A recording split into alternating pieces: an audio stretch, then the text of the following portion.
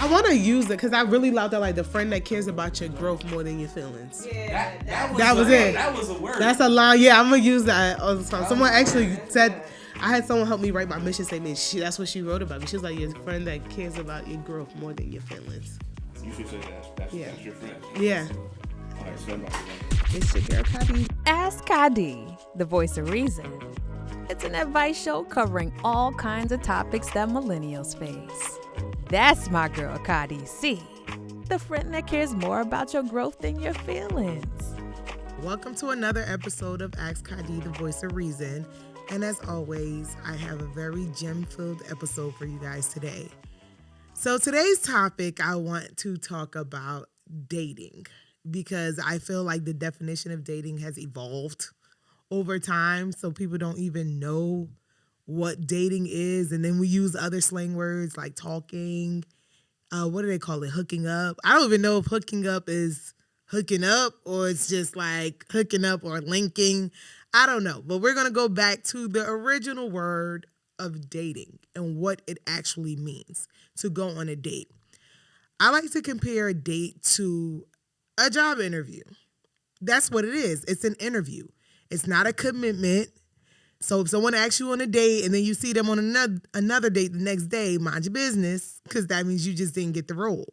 If you're dating, there's no commitment. It's just the act of getting to know someone before you decide to sign that invisible contract of a relationship with them.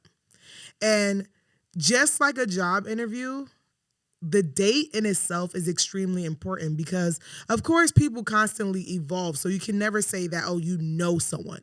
But from a date, the goal is to know enough about this person's character for you to see if you guys are a good fit to go onto that journey of being in a relationship together.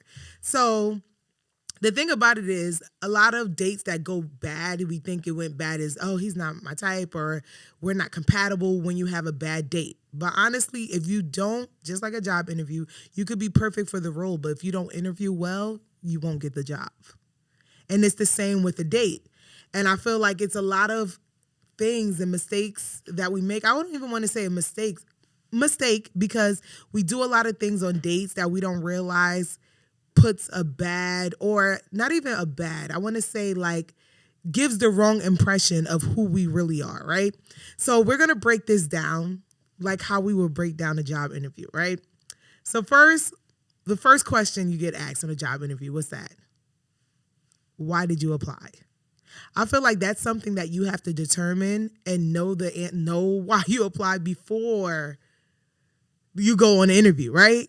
When you go on Google and you're looking for a job, you know, okay, I want to be a carpenter. You're on Google looking for carpenter, like a carpenter role. You're not going to show to a job interview for a cashier knowing daggone well you apply for a carpenter role. So it's the same thing when it comes to dating. I feel like a lot of people will ask someone out on a date and get on a date and be like, oh, when they ask, oh, what are you looking for? It's like, oh, I'm not looking for no relationship. I'm just trying to kick it.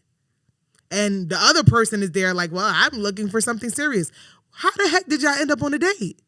Because to me, this should be determined way before y'all go and kick it over some nachos or whatever date that you're on. So that's the number one question. I think that's a question, one, you answer for yourself first so that you can properly articulate, not just verbally, but how you show up on this date. If you know that you're going on a date because you're looking for something serious, then I think how you will approach that date will be serious. Not even saying serious as far as personality, but like if I'm really trying to get to know somebody on a level because I want to be with them long term, you're not just going to be sitting there kikiing over nachos. Because that's the thing. A lot of people go on dates to look for a good time. And yeah, you want to make sure that the person you're with, it's going to be a good time. It's a person that you actually have fun with. But it's so much more to a relationship than fun. So I feel like if you know that I'm going on a date because right now I'm at a place where I'm looking for a serious relationship, you're going to go in there and have your little kiki, but make sure that you are paying attention, asking the right questions, observing this person to really see, hey, is this person a good fit for me? Okay, not if they're a good person, not if they're funny, not if you're sexually attracted to them. Is this a good person for me? So once again, that is the question. Why did you apply for the job? Why are you on the dates? Why are you on a date? And then first answer that question for yourself. And then you can ask that question. And not literally, there's different ways. I don't want to say a date is like an actual interview where you're going to get all of your answers by asking the question. Sometimes it's in the interaction that you get an answer about somebody. But the unfortunate part is because people go on dates to look for a good time or some free feels, they don't even get to that point to really understand, okay, who is this person? Why are they here? And do I see them being a good fit for me? Sorry, my computer went to sleep, so I'm going to pull it up because I have a whole list for y'all today.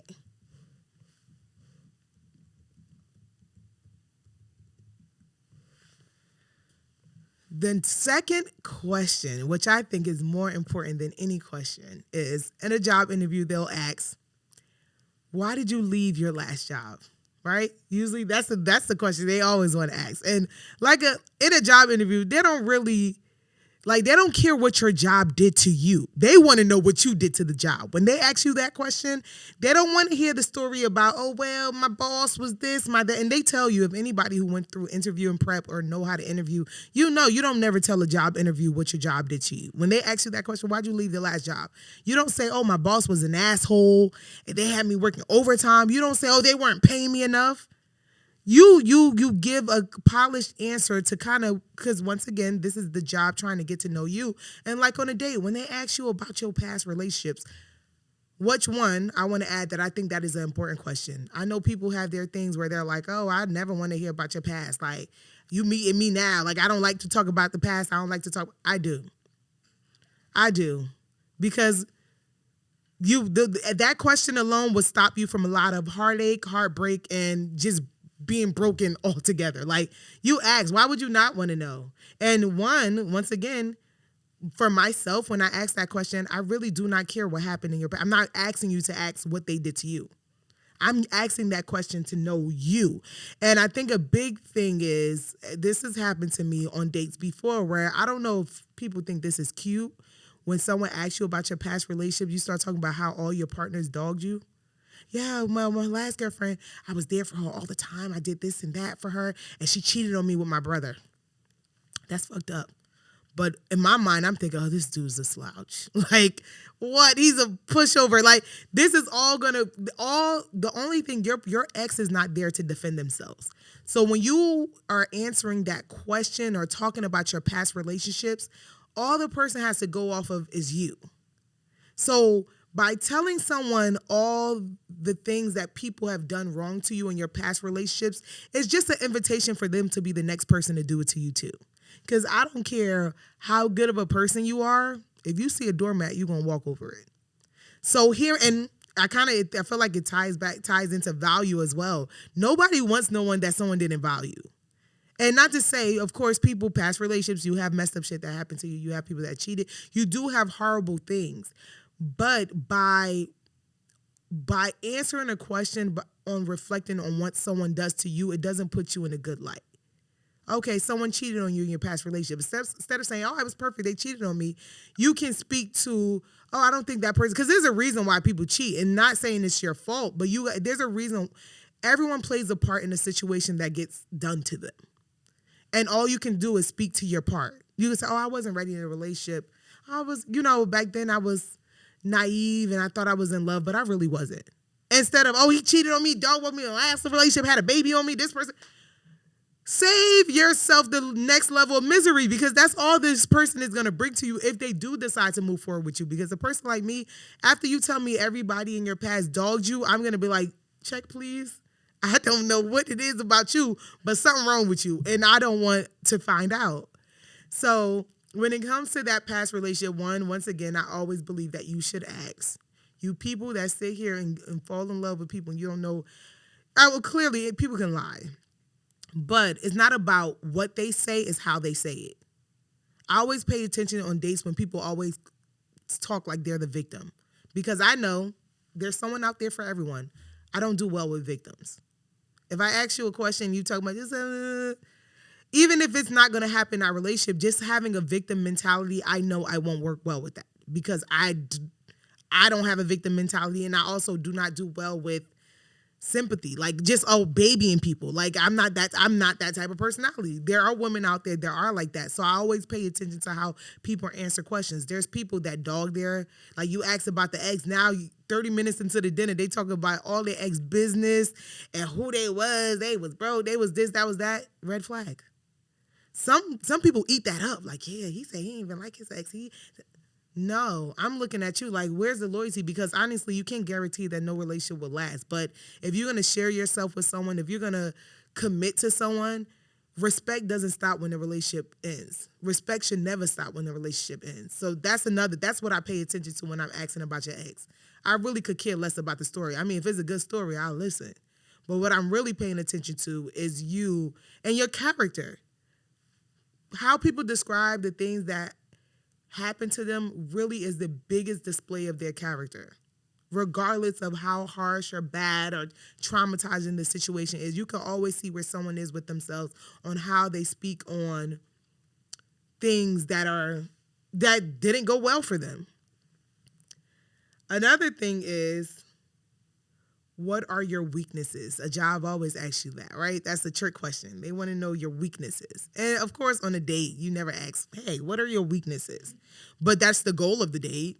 You want to know, if you go on a date with someone, it's not that you're trying to find out if you like them. You're really trying to find out if you don't like them. Because if you agree to go on a date, I'm assuming you like how this person looked, or you had a moment with them that's like, okay, I think he's funny, or whatever. You think he got money, whatever the goal is. To actually take on that invitation of the interview, the date, means that there was something there that you liked. So now you're going there not to see if you like him more. You just want to see, am I sure? Do I like him, or do I just like how he looks? You want to see if you don't like them as a person. So when it comes to weaknesses, one, I feel like you should know your weaknesses, because a weakness is only, before we even get to weaknesses, I want to talk about what a weakness is. A weakness is only a weakness depending on the setting. If I am a bodybuilder, strong as hell, and I go on a job interview at a factory to lift stuff, that's a strength. That's a strength. But if I'm a bodybuilder and I'm freaking trying to work at a daycare where I have to delicately deal with children, but I'm breaking them, picking them up, that's a weakness on that job interview. And I think it's the same thing with relationships. It's not that someone is just a bad person or they have bad qualities. What they may view as a strength could be a weakness in your situation. Like someone who talks a lot. I'm a talkative person. That is a weakness in some cases. If I have a person that talks too much too, who's listening? Because you know what I'm saying? That's like how they say, and this is where the opposites attracts come in. You have someone who's laid back, and the person in a relationship who's turned up. Because two turned up people could be a weakness in a relationship. When are we turning down? Who's leveling who out?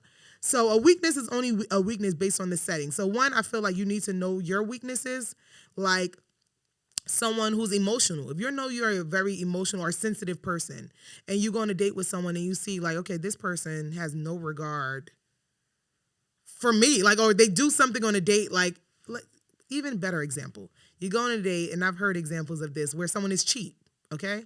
Someone could go and they're like, they might monitor what you're buying, or they come in real funny with the money.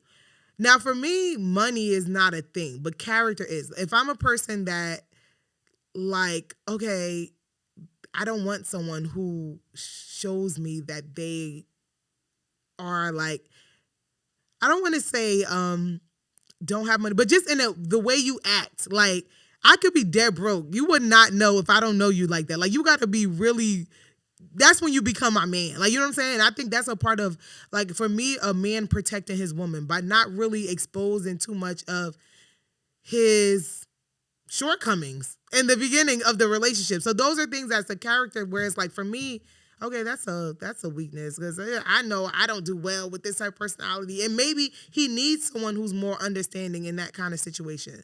So I feel like when it comes to weaknesses, you want to know yours. You want to know, okay, I could tell this person is really emotional, and I don't do well with emotions. I could be a little strict. I don't think, not just that he's a good fit for me, I'm not a good fit for him. And that is extremely important in dating, because the weaknesses is usually why the relationship does not last.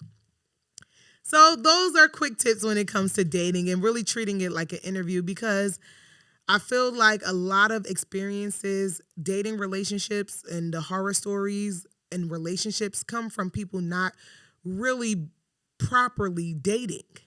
Cause it's like it'd be 10 years later and it's like, you didn't know this about him? Like, and it's because people are just, we live in I say our generation is a feel good generation. We just look for things to feel good until it don't feel good. So we latch on to the parts of people that we like, but not the parts that we don't like. And it's like, that's the point of a date. You want to see if you don't like this person, just like on a job interview, they pulled your resume because they liked it. But at the same time, they invited you to the interview because they want to know, do we not like this person? Because honestly, if that was the case, people will pull a resume. Oh, this resume is perfect. Hired on the spot. Same thing with a date. Someone see you. Oh, I think he cute. I think she cute. That's my man. That's my girl. Forget dating and getting to know each other. We're just going to go straight. The point of the date is to really vet that person, to really see if it's someone that you actually don't like. And I think people skip over that part because you go on a date and you pull in all the things that you like. And 10 years later and 3 babies later, you're just like, ew, I don't even like you. Like, you do this. And this is something you've been doing for the last 10 years, but I really don't like it. So that's a quick tip. I guess a quick tip I'm going to leave it off on when it comes to dating. So this is the part where I love to read the comments from my listeners and viewers. I truly appreciate every comment that I read. So I like to pick one that really stood out for me and just give you guys a shout out and let you guys know that I appreciate the feedback and really take it all in. So this is from Sincere. He wrote, watching this made me like shiver and cry. God spoke through you on this one. I love you guys. I love comments like this. I just love reading the comments. It's the reason why I continue to do this. So continue to write your comments, and you never know, you might be selected and shouted out on the next episode. Thanks for tuning in. This is Ask Kadi, the voice of reason, the friend that cares about your growth more than your feelings. I'll see you next time. That's my girl, Kadi.C, the friend that cares more about your growth than your feelings.